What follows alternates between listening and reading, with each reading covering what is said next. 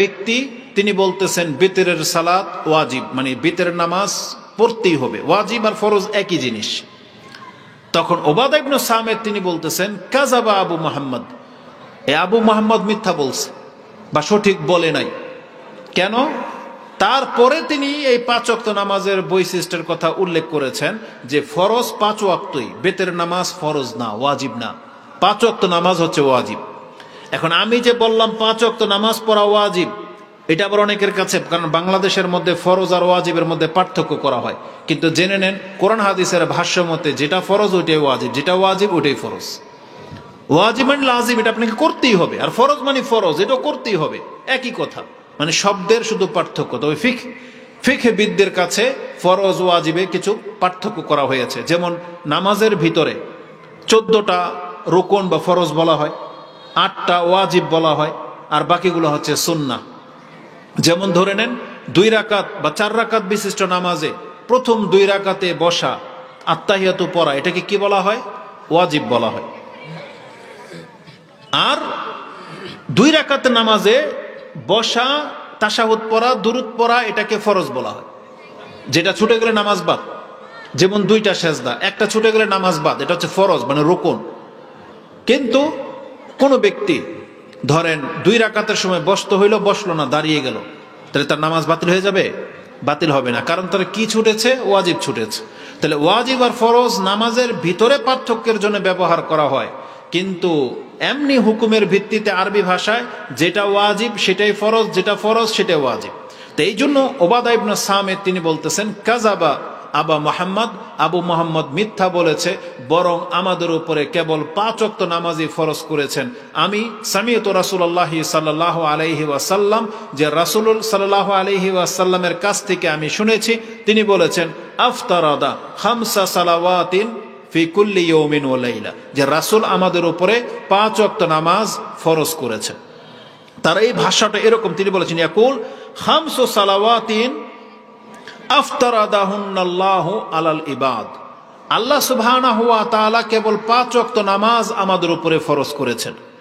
মূল আলোচনাটা ছিল ওইটা, কিন্তু তিনি এই 5 ওয়াক্ত নামাজের গুরুত্বর সাথে তার এহমিয়াত কি, তার গুরুত্ব কি, সেই ফজিলত সম্পর্কে আলোচনা করেছেন, যেটা আপনি আবু দাউদে, ইবনে মাজাতে পেয়ে যাবেন 1401 নম্বর হাদিস, আবু দাউদে হচ্ছে 425 নম্বর হাদিস, এবং নাসাইতে হাদিসটি 461-তে রয়েছে। তাতে তিনি ফজিলত সহ বর্ণনা করেছেন এই যে আল্লাহ যে আমাদের উপরে 5 ওয়াক্ত নামাজ ফরজ করেছেন, এটার এহমিয়াত কি, গুরুত্ব কি।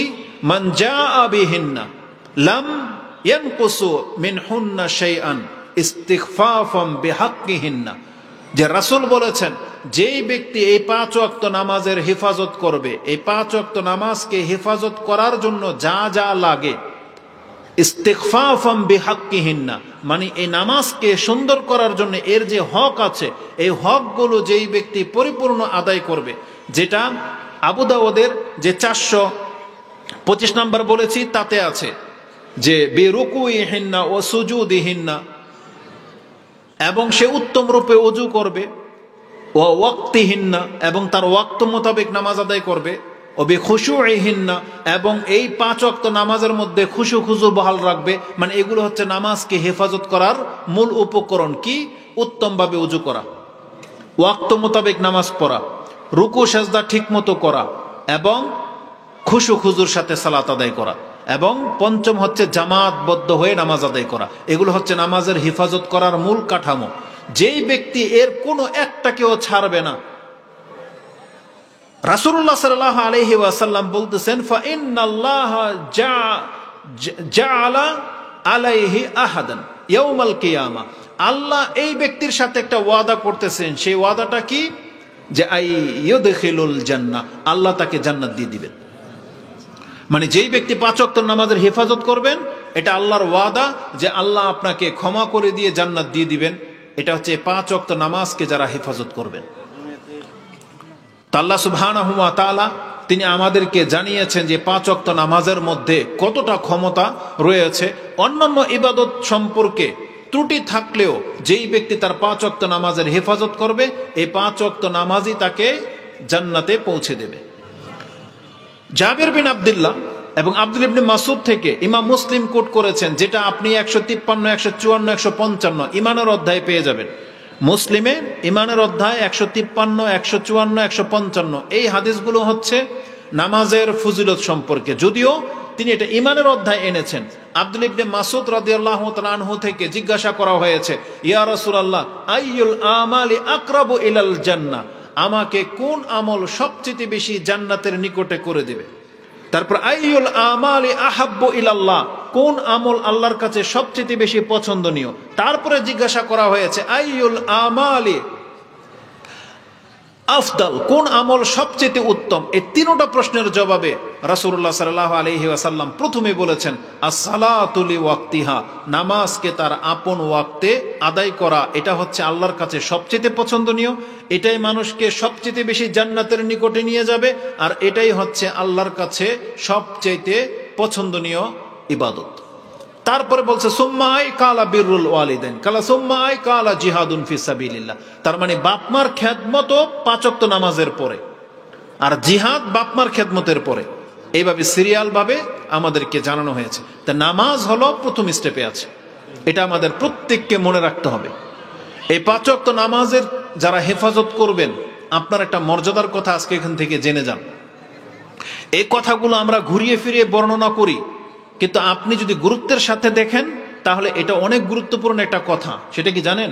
যারা 5 ওয়াক্ত নামাজের হেফাজত করে, এটা আল্লাহ বলেছেন এটা মুমিনদের গুণ। প্রথমত আল্লাহ আমাদেরকে আদেশ করেছেন আমরা যেন 5 ওয়াক্ত নামাজের হেফাজত করি, যেটা আপনি সূরা বাকারা 2 নম্বর সূরার 238 নম্বর আয়াতে পেয়ে যাবেন, যে আল্লাহ সুবহানাহু ওয়া তাআলা 238 নম্বর আয়াতে বলেছেন হাফিজু আলাস সালাওয়াত, তোমরা তোমাদের এই 5 ওয়াক্ত নামাজকে হেফাজত করো, ও সালাতিল উস্তা, এবং বিশেষ করে মধ্যাহ্নের নামাজ মানে আসরের নামাজ। তাহলে কোরআনেও আসরের নামাজকে অত্যন্ত গুরুত্বের সাথে পেশ করা হয়েছে। তা আল্লাহ সুবহানাহু ওয়া তাআলা বলেছেন তোমরা 5 ওয়াক্ত নামাজের হেফাজত করো, এটা যেমন আল্লাহর আদেশ, তেমনি আল্লাহ বলেছেন এই 5 ওয়াক্ত নামাজ হচ্ছে এটা মুমিনদের বৈশিষ্ট্য। যারা প্রকৃত মুসলিম, যারা প্রকৃত মুমিন, তারা শুধু নামাজ পড়েই না, বরং নামাজকে হেফাজত করে। আল্লাহ সুবহানাহু ওয়া তাআলা একটা সূরায় রেখেছেন মুমিন বলে, মুমিনুন, যেটা আপনি 23 নম্বরে পেয়ে যাবেন সূরা মুমিনুন। তাতে আল্লাহ সুবহানাহু ওয়া তাআলা মুমিনদের চরিত্র বা গুণাবলী সম্পর্কে আলোচনা করেছেন, কিন্তু আল্লাহ শুরু করে দিয়েছেন মুমিনদের উপকার নিয়ে, মানে মুমিনের ফায়দা নিয়ে। প্রথমে আল্লাহ সুসংবাদ দিয়েছেন কাদ আফলাহাল মুমিনুন, মুমিনরা সফল কাম হয়ে গেছে। আল্লাহ প্রথম আপনাকে সার্টিফাই করে দিয়েছেন যে তুমি যদি মুমিন হও তাহলে তুমি নাজাত পেয়ে গেছো, তুমি সফল কাম হয়ে গেছো। তারপর আল্লাহ গুণ বর্ণনা করেছেন, এখন তুমি কি সেই মুমিন? কোন মুমিন? আল্লাযীনা হুম আলা সালাত আল্লাযীনা হুম ফি সালাতিহিম খাশিউন, যারা তাদের নামাজে বিনয়ী। তার মানে মুমিনরা সফল কাম, মুমিনরা নাজাত পেয়ে গেছে, এটা আল্লাহ বলার পরে বলেছেন এখন তুমি কি সেই মুমিন? এই মুমিনদের গুণ হলো যারা তাদের নামাজে বিনয়ী, খুব নমনীয়তার সাথে হেফাজত করে সালাত আদায় করে। এই মুমিনদের আরো কিছু গুণ বর্ণনা করার পরে 9 নম্বরে গিয়ে আল্লাহ সুবহানাহু ওয়া তাআলা বলতেছেন ওয়াল্লাযীনা হুম আলা সালাওয়াতিহিম ইউহাফিজুন, যারা তাদের নামাজকে হেফাজত করে। তার মানে আল্লাহ শুরু করেছেন নামাজ দিয়ে, শেষও করেছেন নামাজ দিয়ে, যে যারা নামাজে খুশু খুজুর সাথে নামাজ পড়ে এবং যারা তাদের নামাজগুলোকে হেফাজত করে। এই 5 ওয়াক্ত সালাত আল্লাহ বলেছেন এরা হচ্ছেন মুক্তিপ্রাপ্ত দল, মুক্তিপ্রাপ্ত ব্যক্তি। এদের রেজাল্ট কি? এদের কি পুরস্কৃত করবেন আল্লাহ? আল্লাহ বলেছেন উলাইকা হুমুল ওয়ারিসুন আল্লাযীনা ইয়ারিসুনাল ফিরদাউসা হুম ফিহা খালিদুন। আল্লাহ বলেছেন এদেরকে আমি জান্নাতুল ফিরদাউস ওয়ারিস বানিয়ে দেব। এই জায়গাতে একটা চমৎকার আমি আপনাকে দিক নির্দেশনা দেখাই। এটা হচ্ছে মুমিনুনের আয়াত 9, 10, 11, যে আল্লাহ বলেছেন যারা 5 ওয়াক্ত নামাজের হেফাজত করে আমি আল্লাহ তাদেরকে জান্নাতুল ফেরদৌস দিয়ে দিব ওয়ারিস হিসেবে। এখানে সূক্ষ্ম বিষয় কি জানেন?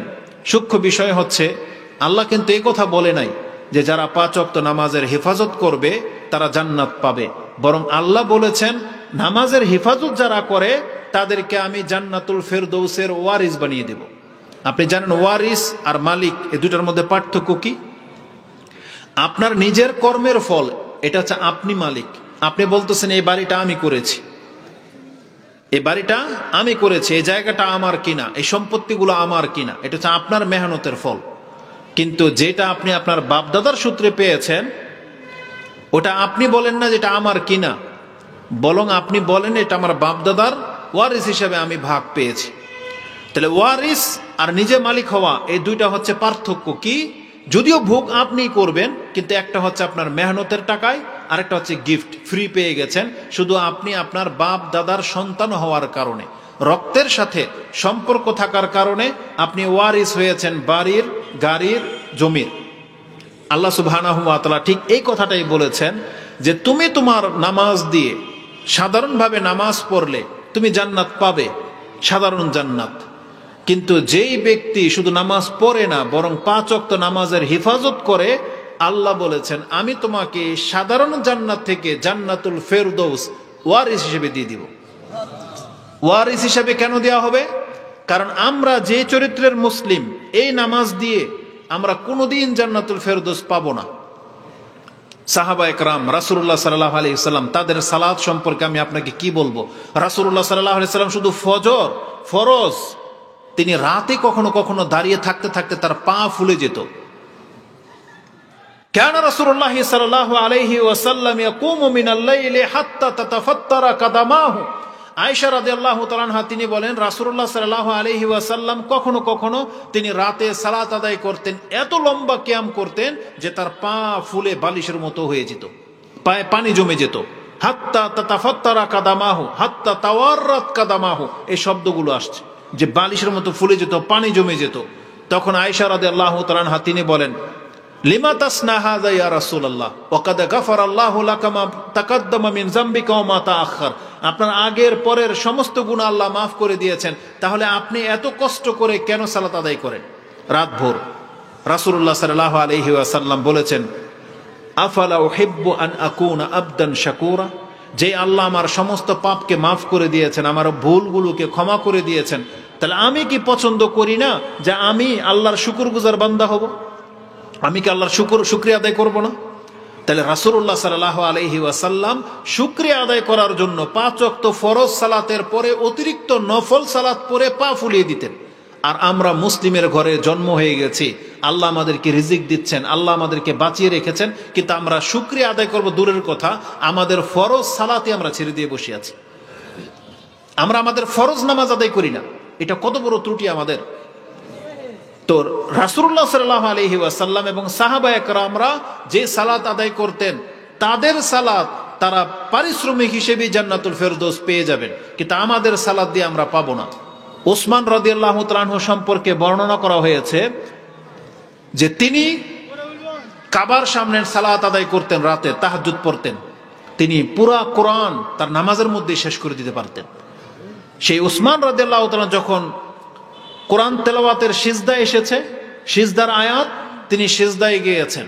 যিনি বর্ণনাকারী তিনি বলতেছেন, আমি ওসমানকে সিজদা করতে দেখেছি, তখন আমি আমার নিজে থেকে এটা উপলব্ধি করতে পেরেছি যে এই এক সিজদাই আজকে ওসমানকে ফজর করে দেবে। কি মনে করেন? তার মানে ওসমান আজকে আর দ্বিতীয় রাকাত নামাজ পড়বে না, এই এক সিজদাই তার ফজর হয়ে যাবে। তার মানে এত লম্বা ভাবে তারা সালাত আদায় করতেন, আর আমরা ফরজ সালাত ছেড়ে দিয়ে বসে আছি। তো আল্লাহ সুবহানাহু ওয়া তাআলা বলতেছেন, সেটা যে কোনো যুগের লোক হোক, তারা যদি 5 ওয়াক্ত নামাজের হেফাজত করে পড়ে, আমি আল্লাহ তাকে জান্নাতুল ফেরদৌস ওয়ারিস হিসেবে দিয়ে দিব, গিফট হিসেবে দিয়ে দিব। এটা একটা চমৎকার হাদিস আছে, তাহলে আপনি বুঝতে পারবেন যে ওয়ারিসটা আপনি কার পক্ষ থেকে পাবেন।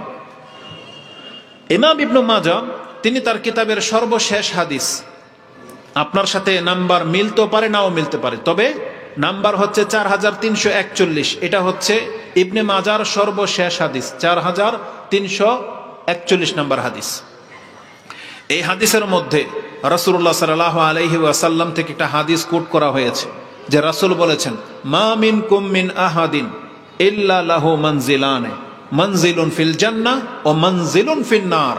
তোমাদের মধ্যে এমন কোন ব্যক্তি নাই পৃথিবীতে যে যার জন্য আল্লাহ 2টা মঞ্জিল মানে স্থান সৃষ্টি না করেছেন, একটা হচ্ছে জান্নাতে, একটা হচ্ছে জাহান্নামে। তার মানে আমরা যতগুলো মানুষ এখানে আছি, আমাদের একটা জায়গা জান্নাতে আছে, একটা জায়গা জাহান্নামে আছে।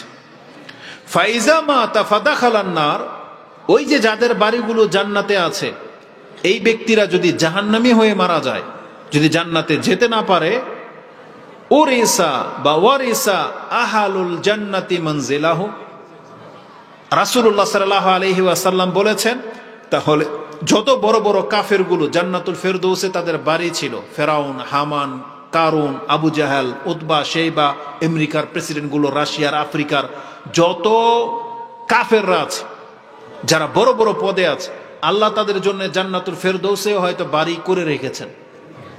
কিন্তু এই ব্যক্তিরা যখন কাফের অবস্থায় মরে যাবে, জান্নাত হারাবে, তখন তাদের এই জান্নাতুল ফেরদৌসের জায়গাগুলোকে আল্লাহ নষ্ট করবেন না। তখন আল্লাহ আমাদের মতো সাধারণ জান্নাতীকে ওয়ারিস হিসেবে সেই বাড়িগুলো দিয়ে দিবেন। এটা হচ্ছে হাদিস, ওই আয়াতের ব্যাখ্যা। এবং রাসূল তখন ওই আয়াত পড়েছেন, কামা কাল আল্লাহু তাআলা উলাইকা হুমুল ওয়ারিসুন। ওই আয়াতটাকে তিনি এখানে নিয়ে এসেছেন যে আল্লাহ সুবহানাহু ওয়া তাআলা ওই জান্নাতের কাফেরদের বাড়িগুলোকে নষ্ট না করে আল্লাহ সাধারণ জান্নাতীদেরকে তুলে ওই জান্নাতুল ফেরদৌসে দিয়ে দিবেন। আর এটা কাদেরকে দেওয়া হবে, এটা আল্লাহ কোরআনে জানিয়ে দিয়েছেন। সেটা হলো ওই ব্যক্তিরা পাবে যারা 5 ওয়াক্ত নামাজের হেফাজত করে থাকে।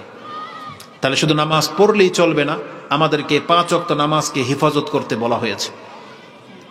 যে সালাত আমরা আজকে ছেড়ে দিয়েছি, আমরা তো প্রতিনিয়ত ভাবি, আপনি যদি আল্লাহ সুবহানাহু ওয়া তাআলার দয়া এবং ক্ষমা নিয়ে ভাবেন, তারপর আপনি দেখতে পাবেন আল্লাহ সুবহানাহু ওয়া তাআলা আপনাকে আমাকে ক্ষমা করার জন্য এই পৃথিবীতে কি করেছেন। আজকের পরে এইটা হয়তো আপনি চিন্তা করেন নাই, কিন্তু আজকের পর থেকে আপনি চিন্তা করে দেখবেন এমন কোনো কিছু নাই যেটার মধ্যে আল্লাহ ক্ষমার একটা অংশ না রেখেছেন। মানে সব কিছুর মধ্যে আপনার আমার ক্ষমা আছে, সব কিছুর মধ্যে। আপনার চিন্তার মধ্যে ক্ষমা আছে, চিন্তা, আপনি যেটা ভালো চিন্তা করেন না তার মধ্যে আপনার নেকি বৃদ্ধি, আপনার পাপ মাফ হয়ে যাবে। এটা সব আল্লাহ করেছেন। ওই যে বললাম, আপনি চলতে ফিরতে ব্যথা পান, উস্টা খান, কাটা লাগে, কেউ আপনাকে গালি দিয়েছে, কেউ আপনার সাথে খারাপ আচরণ করেছে, আপনার টাকা হারিয়ে গেছে, যে কোনো কারণে আপনার যদি একটু সামান্য কষ্ট হয়, এর বিনিময়ে আপনার গুনাহ খাতা মাফ হয়ে যায়। মানে আল্লাহ আমাদেরকে ক্ষমা করার জন্য কি না করেছেন। আমাদেরকে আল্লাহ সুবহানাহু ওয়া তাআলা ক্ষমা করার জন্য অজুর পানির মধ্যে বরকত রেখেছেন, যে যেই ব্যক্তি অজু করবে অজুর পানির সাথে তার পাপ মাফ হয়ে যাবে। আল্লাহ আমাদেরকে ক্ষমা করার জন্য নামাজের মধ্যে এই ক্ষমার ব্যবস্থা রেখেছেন। রাসূলুল্লাহ সাল্লাল্লাহু আলাইহি ওয়াসাল্লাম এক্সাম্পল দিয়ে বুঝিয়েছেন যে কিভাবে আমাদের পাপগুলো ঝরে যায়, এক্সাম্পল দিয়ে বুঝিয়েছেন। একটা হাদিসের নাম্বার নিয়ে নেন। একটা হচ্ছে, এটা ইমাম বুখারী রাহিমাহুল্লাহ 528 নম্বরে রয়েছে, যেটা হচ্ছে ওই যে কারো বাড়ির সামনে যদি নহর থাকে, রাসূল বলেছেন, লাউ আন্না নাহারান বিবাবি আহাদিকুম ইয়াগতাসিলু ফিহি 5 মাররা মা তাকুল হাল ইয়াবকা মিন দারানিহি শাই? কালু লা ইয়াবকা মিন দারানিহি শাই। যে কেউ যদি তার বাড়ির সামনের পুকুরে, নহরে, প্রবাহমান পানিতে যদি 5 বার গোসল করে, তার কোনো নাপাকি থাকবে? বলছে লা ইয়া রাসূলুল্লাহ, কোন নাপাকি থাকবে না। রাসূল বলেছেন, কাযালিকা as-সালাওয়াতুল খামসা মিসলু সালাওয়াতিল খামসা। এটাই হচ্ছে 5 ওয়াক্ত নামাজের উদাহরণ। ইয়ামহুল্লাহু বিহিন্নাল খাতায়া। আল্লাহ এই 5 ওয়াক্ত নামাজের মাধ্যমে তোমাকে গোসল করার মতো করে তোমার পাপগুলোকে আল্লাহ ধুয়ে দেয়। এটা ইমাম বুখারী এবং মুসলিম কোট করেছেন। ঠিক আরেকটা হাদিস নিয়ে নেন রাসূলুল্লাহ সাল্লাল্লাহু আলাইহি ওয়াসাল্লাম থেকে, যেটা আপনি সূরা হুদ 11 নম্বর সূরার 114 নম্বর আয়াতের তাফসিরে পেয়ে যাবেন। মুসনাদে আহমদ একটা হাদিস এসেছে, যেটা হচ্ছে 23707। এই 23707 নম্বর হাদিসে রাসূলুল্লাহ সাল্লাল্লাহু আলাইহি ওয়াসাল্লাম থেকে বর্ণনা করা হয়েছে যে রাসূলুল্লাহ সাল্লাল্লাহু আলাইহি সাল্লাম একদিন একটা গাছের একটা শুকনা ঢাল ধরে এটাকে একটা ঝাঁকি দিলেন। ঝাঁকি দেওয়ার সাথে সাথে শুকনা ঢাল থেকে পাতা কি হয়, ঝরে যায় কিনা? শুকনা ঢাল থেকে পাতাগুলো ঝরে গেলেন। তখন রাসূলুল্লাহ সাল্লাল্লাহু আলাইহি ওয়াসাল্লাম সাহাবীকে জিজ্ঞেস করলেন, তুমি আমাকে জিজ্ঞেস করলে না আমি কেন এটা করলাম? তখন বলছি, ইয়া রাসূলুল্লাহ, কেন আপনি এটা করেছেন? তখন রাসূলুল্লাহ সাল্লাল্লাহু আলাইহি ওয়াসাল্লাম বলেছেন, একজন ব্যক্তি যখন সালাত আদায় করে, তার আমলনামা থেকে এইভাবে এই পাতাগুলো ঝরে যাওয়ার মতো তার পাপগুলো ঝরে যায়। তা আল্লাহ সুবহানাহু ওয়া তাআলা আমাদেরকে নামাজ, শুধু আপনি দেখতে পাচ্ছেন যে মুয়াজ্জিনে ডাকে আর আমরা নামাজে যাচ্ছি, এতটাই না, বরং এই নামাজকে কেন্দ্রিক আল্লাহ আমাদের পাপকে কতভাবে ক্ষমা করতে চেয়েছেন, এটা আপনার ওযু থেকে শুরু হয়েছে। রাসূলুল্লাহ সাল্লাল্লাহু আলাইহি ওয়াসাল্লাম বলেছেন, যখন কোনো ব্যক্তি ঘর থেকে ওযু করে মসজিদের দিকে হেঁটে যায়, যত কদম সে জমিনে ফেলবে, যত কদম মসজিদ পর্যন্ত, তার প্রত্যেক কদমে তার একটা করে মর্যাদা উঁচু হবে, একটা করে পাপ মাফ হয়ে যাবে। আপনি কি মনে করেন? মসজিদে যতক্ষণ বসে থাকবেন ততক্ষণ আপনার পাপ ঝরতে থাকবে। এই জন্য মসজিদকে নির্মাণ করা হয়েছে আলাদাভাবে, যাতে আল্লাহ সুবহানাহু ওয়া তাআলা চেয়েছেন যে আমরা যেন অতিরিক্ত নেকি কামাতে পারি। এই জন্য মসজিদের ব্যবস্থা করা হয়েছে। এই জন্য অজুর পানিতে পাপ মাফ হয়ে যায়, সালাতের মাধ্যমে পাপ মাফ হয়ে যায়। আমাদেরকে পাপ মাফ করার জন্য আল্লাহ এই সমস্ত ব্যবস্থা করেছেন। আর আমরা সবচেয়ে বড় মাধ্যম যেটা, 5 ওয়াক্ত নামাজ, এটাকে ছেড়ে দিয়ে বসে আছি, এটা মোটেও কাম্য নয়। একজন মুসলিমকে অবশ্যই 5 ওয়াক্ত সালাত আদায় করতে হবে।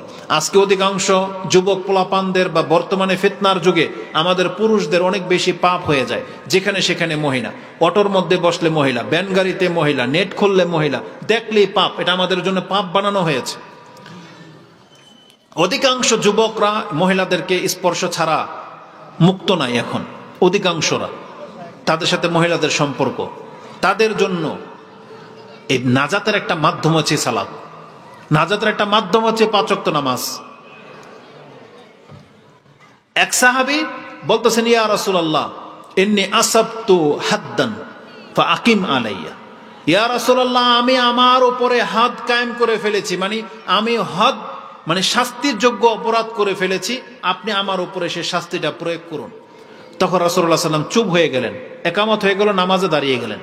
নামাজ শেষে সেই সাহাবী আবার এসে বলতেছে, ইয়া রাসূলুল্লাহ ইন্নী আসাবতু হাদ্দান বা যামবান, আমি পাপ করে ফেলেছি, আমাকে আপনি প্রহার করুন বা আমাকে পাপ মুক্ত করুন। তখন রাসূল সাল্লাল্লাহু আলাইহি ওয়াসাল্লাম বলেছেন, হাল সাল্লাইতা মা'না ইযা সাল্লাইনা, আমরা যখন নামাজ পড়লাম তুমি কি আমাদের সাথে নামাজ পড়েছো? বলছে পড়েছি। বলছে ইযহাব, তুমি চলে যাও, আল্লাহ সুবহানাহু ওয়া তাআলা তোমার পাপকে মাফ করে দিয়েছে। তখন ওই সাহাবী বলতেছে, ইয়া রাসূলুল্লাহ, বা আরেকজন বলতেছে, ওমর রাদিয়াল্লাহু তাআলা সেখানে ছিলেন এবং হুযায়ফা রাদিয়াল্লাহু তাআলা সেখানে ছিলেন, দুইজনের বর্ণনায় আসছে। বলতেছে, ইয়া রাসূলুল্লাহ, এটা কি শুধু এই ব্যক্তির জন্য? এই যে আজকের ঘটনাটা ঘটলো, যে এই পাপ কি শুধু তার মাফ হবে? তখন রাসূলুল্লাহ সাল্লাল্লাহু আলাইহি সাল্লাম বলেছেন, বাল লাকুম আম্মাতান, এটা তোমাদের সবার জন্য। তার মানে এটা এই ব্যক্তির জন্য খাস না, এটা আমার উম্মতের প্রত্যেক ব্যক্তির জন্য।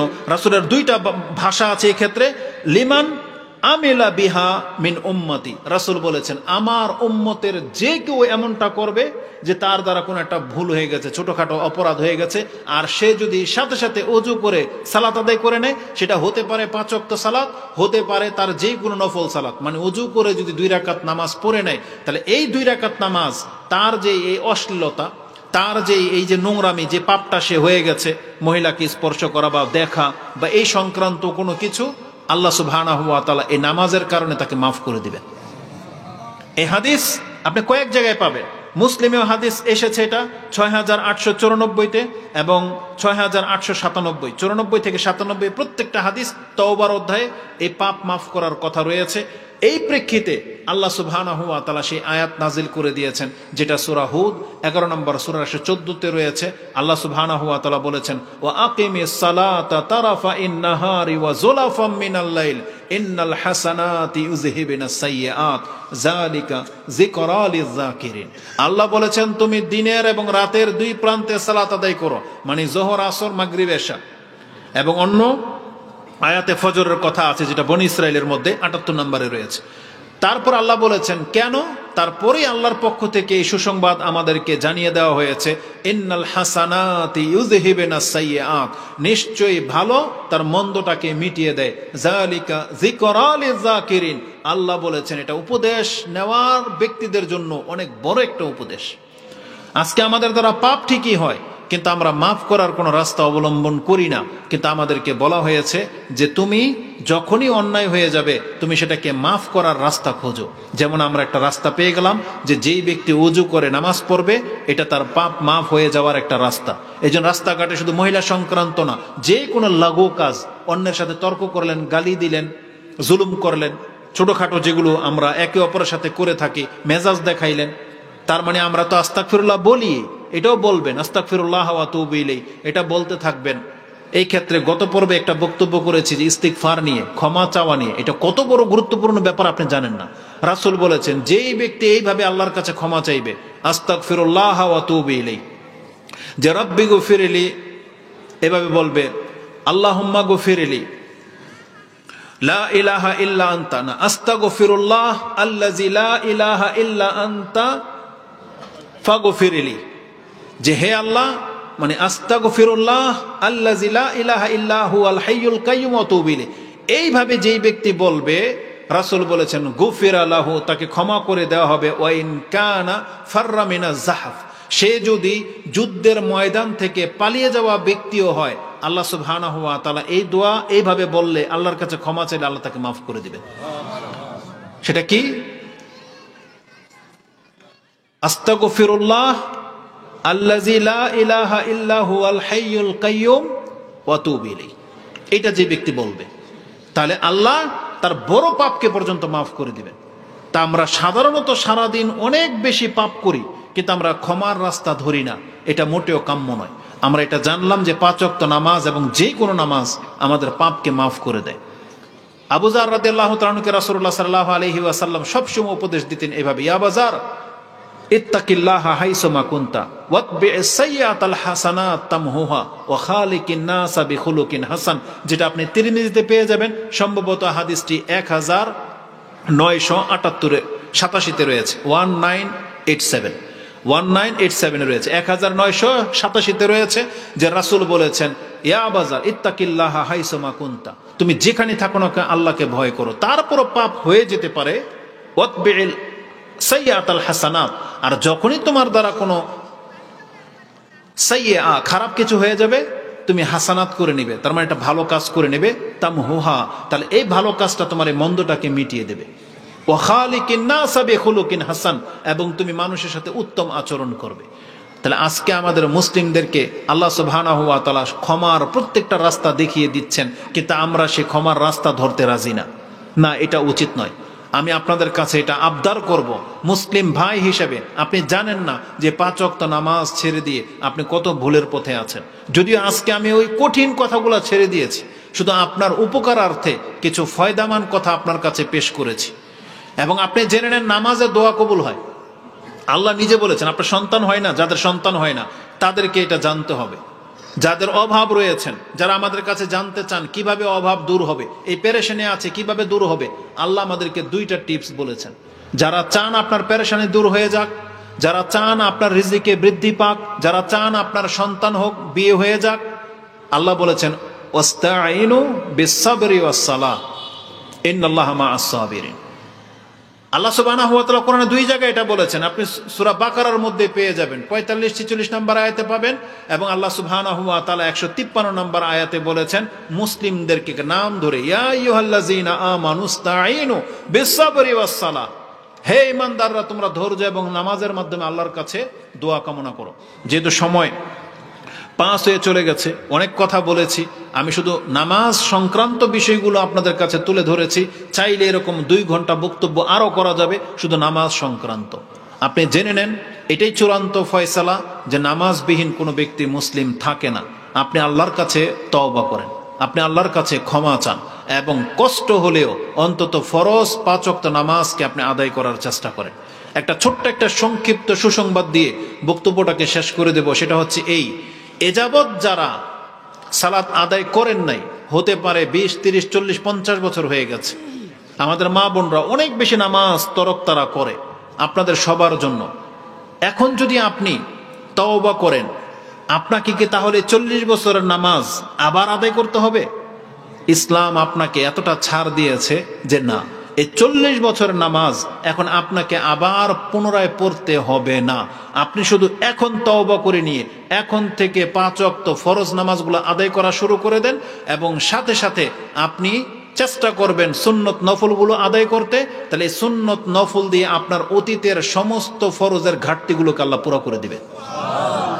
এই হাদিস আপনি তিরমিজিতে পাবেন 413 নম্বরে, এবং এই হাদিস আপনি নাসাইতে পাবেন 461 নিয়ে 66 পর্যন্ত। এই প্রত্যেকটা হাদিসে নামাজ সংক্রান্ত, 461 থেকে নিয়ে 466 পর্যন্ত, যেখানে বলা হয়েছে একজন ব্যক্তিকে নিয়ে আসা হবে, তার ফরজ নামাজের হিসাব নেওয়া হবে, তার ফরজ নামাজে যদি ঘাটতি দেখা দেয় আল্লাহ বলবে ওকে জাহান্নামে ফেলো না, আগে তারাও আমার বান্দা হাল উনজুর লি ইবাদি হাল মিন তাতাওয়ুইন, আমার বান্দার আমলনামা চেক করো, দেখো তো তার কোনো নফল নামাজ আছে কিনা। যদি তার নফল নামাজ থেকে থাকে ইউকাম্মিলুহা, এই নফল নামাজ দিয়ে তার ফরজের ঘাটতিগুলোকে পুরো করে দেওয়া হবে। এটা হচ্ছে আল্লাহ সুবহানাহু ওয়া তাআলার দয়া। মানে আল্লাহ চায় আমাদেরকে ক্ষমা করে দিতে, এই জন্য আল্লাহ এই ব্যবস্থাগুলো রেখেছেন। এই জন্য আমাদের মুসলিম ভাইদেরকে বলবো, জীবনের অধিকাংশ সময় আপনি কাটিয়ে ফেলেছেন, অনেক নামাজ নষ্ট করেছেন, জেনে নেন আপনার একদিনও যদি হাতে সময় থাকে আপনি এখন ওই দিনের নামাজটা আদায় করে নেন। তারপরে যদি আপনার মৃত্যু চলে আসে আপনি আল্লাহর কাছে মুসলিম বলে পরিচিত পেয়ে যাবেন। কিন্তু আপনি যদি এটা না করেন তাহলে আল্লাহ সুবহানাহু ওয়া তাআলা আপনাকে মুসলিম হিসেবে গ্রহণ করবে না। কারণ কিয়ামতের মাঠে আল্লাহ সেজদার মাধ্যমে আপনার ঈমানকে পরীক্ষা করাবেন। আর যেই ব্যক্তি সেজদা করতে পারবেন না সেই দিন আপনি প্রমাণ হয়ে যাবে যে আপনি মুসলিম না। এই আয়াতগুলো আপনি কোরআন থেকে নিতে পারেন, যেটা আপনি সূরা নুন আল কালাম, কালামের মধ্যে পাবেন। 43 থেকে নিয়ে প্রায় 41 থেকে নিয়ে 48 পর্যন্ত পড়েন, এখানে নামাজের হুকুম আছে। মুদ্দাসসিরের মধ্যে পাবেন, এটাও 40-এর পর থেকে নিয়ে পাবেন যে আল্লাহ বলেছেন বেনামাজিদের জন্য কোনো সুপারিশকারের সুপারিশ গ্রহণযোগ্য হবে না। আপনি রাসূলের সুপারিশ থেকে মাহরুম হয়ে যাবেন যদি আপনি 5 ওয়াক্ত নামাজ আদায় না করেন। আপনি আল্লাহকে সেজদা করতে পারবেন না যদি আপনি নামাজ আদায় না করে থাকেন, যেটা আপনি 68 নম্বর সূরা মুলকের পরের সূরা তার আপনি 43 থেকে নিয়ে পড়েন, আপনি পেয়ে যাবেন। এইভাবে অনেক কথা বলা যাবে। আল্লাহ সুবহানাহু ওয়া তাআলা আমার এই অল্প কথাতে বরকত দান করুন, আমি এটা আল্লাহর কাছে কামনা করি। আমরা কি কিছুটা হলেও কি বুঝেছেন কথা? আমরা কি এটা প্রত্যাশা করতে পারি ইনশাআল্লাহ যে মাহফিলের মাধ্যমে এই নামাজ সম্পর্কে যতগুলো কথা শুনেছেন, অন্তত পক্ষে আপনি কি আল্লাহর সাথে এটা ওয়াদা করবেন ইনশাআল্লাহ যে 5 ওয়াক্ত সালাত আপনি ছাড়বেন না? ইনশাআল্লাহ। আল্লাহ তুমি আমাদেরকে কবুল করো, আল্লাহ আমাদের পাপগুলোকে মাফ করো, এবং আমাদের মুসলিম ভাইদেরকে আল্লাহ তুমি নামাজি বানাও।